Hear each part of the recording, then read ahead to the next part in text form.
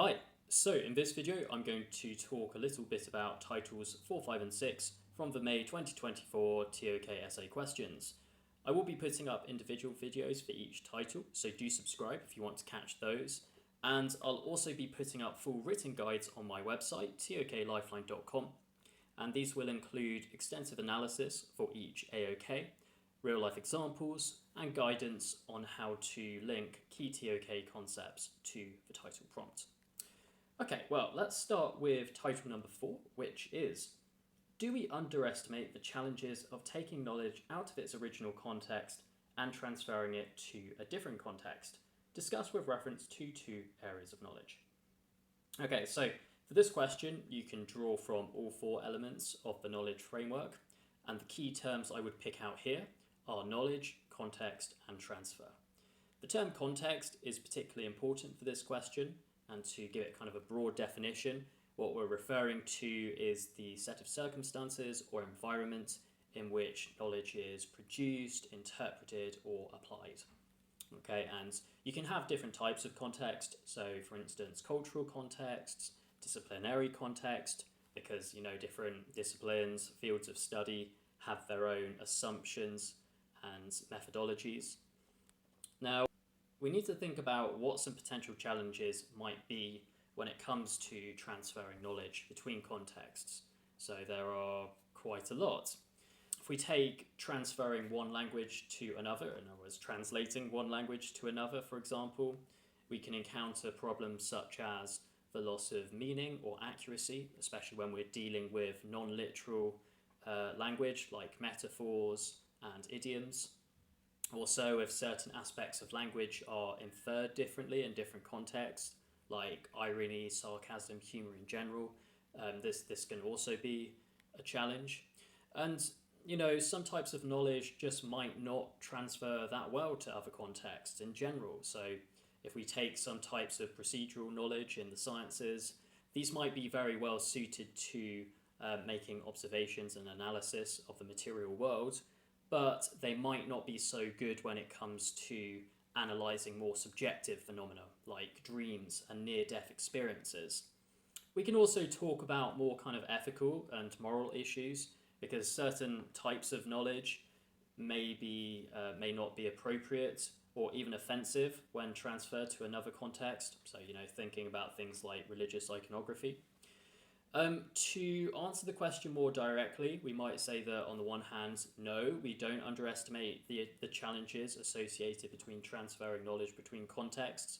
Just to return to the example of linguistics, you can imagine how professional translators and interpreters are aware of the nuances and differences between the languages they're dealing with, so they know which phrases they need to be careful with. However, you could also imagine individuals who have a high degree of expertise in a particular field of study, but may lack insight into another. Therefore, when they're trying to transfer their knowledge from their habitual field of study to another, they might encounter difficulties. Okay, title number 5, do we need custodians of knowledge? Alright, so let's focus on what we mean by the slightly pretentious sounding title, custodians of knowledge. This term could cover basically anyone whose role it is to preserve or transmit and evaluate knowledge in different domains. So we might be talking about archivists, leading academics, members of an indigenous community who have the specific role of passing community customs and traditions down from one generation to another. So basically anyone who's kind of a knowledge leader or has the role of preserving knowledge could be considered in some way a custodian of knowledge. In some contexts, these people could be really important. So if we're talking about the preservation of knowledge of the customs and language of indigenous groups, especially when there is a risk of those parts of the community's culture becoming extinct. And in general, custodians of knowledge are important for maintaining the quality and validity and reliability of knowledge, especially those who belong to established academic institutions. Equally, however, we could say that in many cases, these types of roles are effectively obsolete. Technological advances have made a lot of archives readily available to pretty much anyone. We can access information from many different places and time periods without the need for some individual to keep these records. And we can also talk about some of the potential limitations and challenges associated with these roles, such as the potential for bias, censorship, corruption, dogmatism, elitism, all these negative things which a lot of leading academic institutions have been accused of over the years. So, with all of these issues in mind, we might say that custodians of knowledge aren't only necessary, but they could also be problematic. However, in answering this question, it is important that you focus on why they might not be necessary as opposed to why they might be problematic. And also do consider the extent to which we might need custodians of knowledge according to various factors such as their role and influence in the different contexts and situations that we're referring to.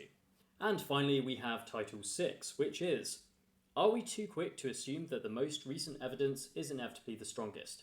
Discuss with reference to the natural sciences and one other area of knowledge. Okay, so this title primarily touches on perspectives and methods and tools. It's also worth noting that describing a particular set of evidence as the strongest doesn't necessarily mean that we're viewing it as being completely flawless or infallible, just that it's better than whatever was gathered before.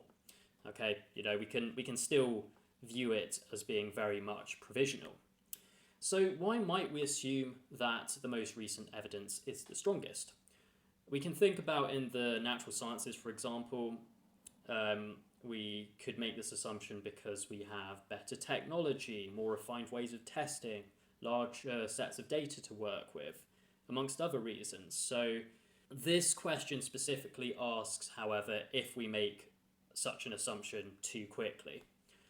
For the aforementioned reasons, it might be a fair conclusion to jump too quickly, that the newest evidence is the best, that is.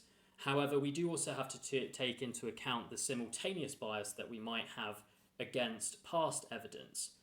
And this might be due to reasons such as us not sharing the same values as those who gathered that past evidence. And this might particularly be the case in those AOKs which deal with more subjective types of knowledge, such as in the arts, history, and even the human sciences. If our personal biases cause us to unfairly dismiss past evidence, then, it's fair to say that we probably jump to the conclusion that the present evidence is the best too quickly. And also, there are various reasons as to why the latest evidence isn't necessarily going to be the strongest. So, in history, for instance, new evidence might shed light on previously unknown aspects of the past. But that doesn't mean it's not still subject to things like censorship and propaganda and general misunderstanding. For example, take the release of classified documents and testimonies. On one level, they might be pretty enlightening.